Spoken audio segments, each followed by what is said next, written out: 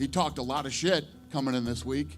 I don't think you talk the shit that he talked this week and come in and perform like that, talking about ragdolling people and he's not getting paid and yada, yada. He should be getting a title shot. And, you know, he gassed out at the end of the third round, made it to the fifth and won the fight. Yeah, he won. Well, first of all, his 2 losses are to Francis. How do you give him the title fight over Francis? But yeah, he would be considered next in line. With his performance tonight and his cardio, I wouldn't wait around if I was him. I'd stay active. I'd stay busy. You know, I like Curtis Blades, but Curtis Blades has the wrong attitude as far as I'm concerned. You know, I don't have anything against the kid at all. He just, you know, when you talk shit like he talked this week, man, you better come in and whoop somebody's ass when you talk shit like that.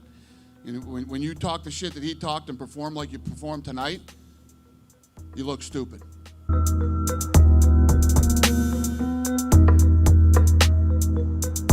Very happy with the result. It's a dominant decision. I can't remember exactly the scores, but it sounded pretty dominant to me. I can live with that. His game plan was just weather the storm throughout the first couple rounds. I was doing all the work, and he was just hanging out on the bottom. And it took me a minute to realize that, like, he's not looking to get up. He's just looking to weather the storm. And maybe I exerted too much energy looking to drop the elbows. I should have maybe waited until the later rounds like he did, but I'm just not built like that. When I get on the ground, I'm looking to land ground and pound. So it's always good to learn lessons, and especially when you win and learn a lesson. I learned a lesson. Next time, I'll be a lot more judicious with my takedowns and the pace. And next time we get like a tall guy like that, I didn't really get to bring in anyone who was like him, who was really long, and I wasn't really used to the dimensions, and it presented problems when I was in the guard. It was some different problems that we weren't all the way ready for, but, you know, we made it. Dana was in here earlier. He said, hey, he'd like to see you stay busy instead of waiting around. What do you think? Is there an idea to stay busy, or do you think the plan is still to see what happens in August? Stay busy against who? I fought Justin Willis, ranked below me. I fought Abdurahimov, ranked below me. I fought Junior, ranked below me. I fought Volkov, ranked below me. Like, what? No, I don't know, man. This is probably not the best time for me to answer that question, so I'm just gonna leave that alone.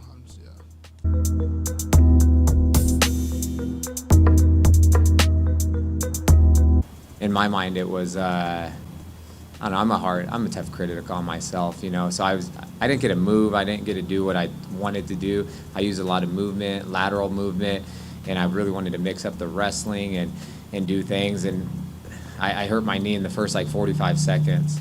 So I felt like I had to just stand there and play Sock'em Rock'em Robots, you know, and just slip and rip. And I don't know. People are saying it's a good fight, I guess, but it's just I didn't even get to scratch the surface what I'm capable of. And a lot of journalists or all these guys that are always counting me out and stuff, I see everything. It's like, I love it though, because everyone's like saying, I'm going to lose, I'm going to do this stuff.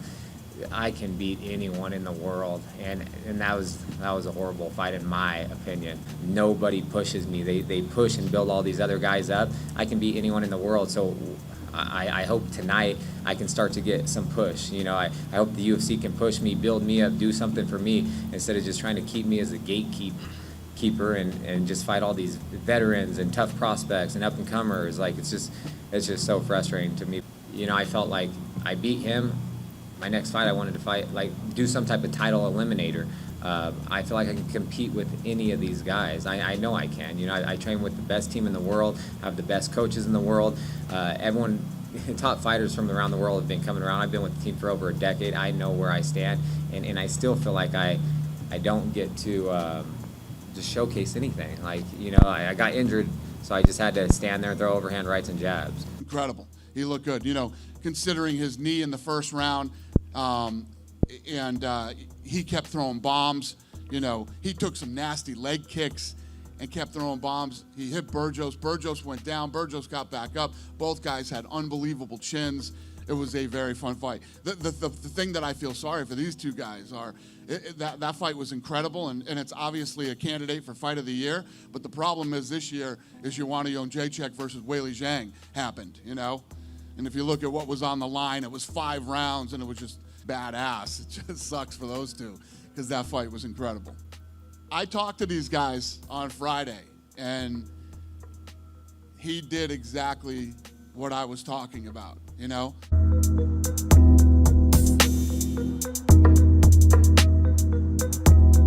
You know, I was ready to go out there and finish him that 3rd round. I could tell he was broken. I felt like I was landing some good shots, some hard shots. In my mind, that fight was not going to make it to the end of the 3rd. So, you know, it's fine that it it stopped sooner than I thought it was going to. So, you know, I'll take it. Were you surprised that he quit on the story? I was surprised. I never experienced that. I know I was hitting him clean. I was hitting him hard. So I can't blame him. You know, he is a tough kid. He was taking them well. I could tell those were hurting him, though. Like the calf kicks, I was landing some hard headshots. I could tell he is a little cloudy. So like I said, I'm not surprised. And in my mind, I was finishing that fight for sure. I would never do that. So they would have to stop me from going out there than me not wanting to go out there. So yeah. You know, nothing hurts. I feel great. The performance went well. I felt, like I said, great, and I'm ready to go again. Apparently his manager has been terrorizing Sean Shelby that this guy is the guy, this guy's the future of the sport. And finally Sean said, okay, I'll bring him in. I got a last-minute replacement, and brought him in.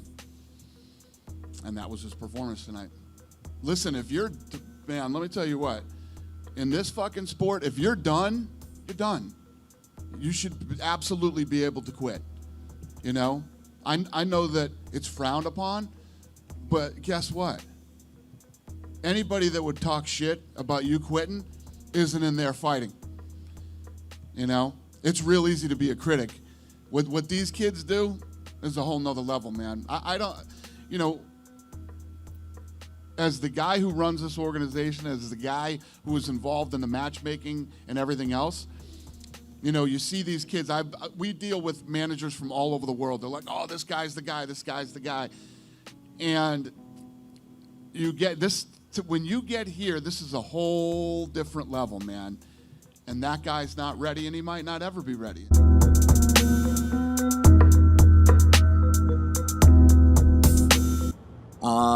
Everything was going according to game plan until that 3rd round.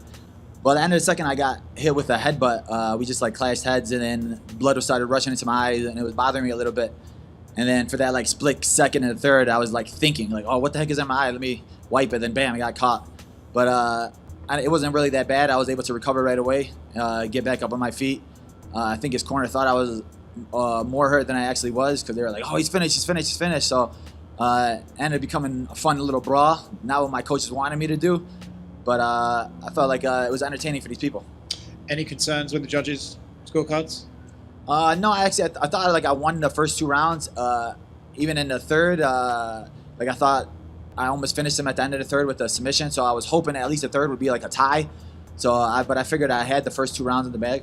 Man, it's 7 of my last 8, and I want a number next to my name. I will at least fight a guy that's ranked. I see all these main events popping up. I'm a guy willing to fight 5 rounds. I feel like I'm a 5-round fighter. So if any of these ranked guys are willing to fight during these times and be man enough, let's go. Hit me up.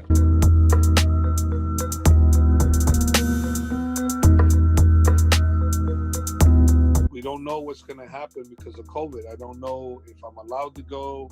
I don't know. We just don't know. I don't know. I don't think KHABIB's coming here. I seriously doubt that, you know, because then he comes here, then he's quarantined here, then he goes over there and he's quarantined over there. Man, I don't know. These are all questions that right now I have no answer to. So I would just go, in all likelihood, what'll end up potentially happen is after DC's fight, if KHABIB is fighting after that, then I will be going to wherever he needs me to go, if I can go. If he fights like July 25th or anytime between that, then expect me not to be there because I'm here for Daniel and I can't cut camp on Daniel. So I will not be in Khabib's next fight if that happens.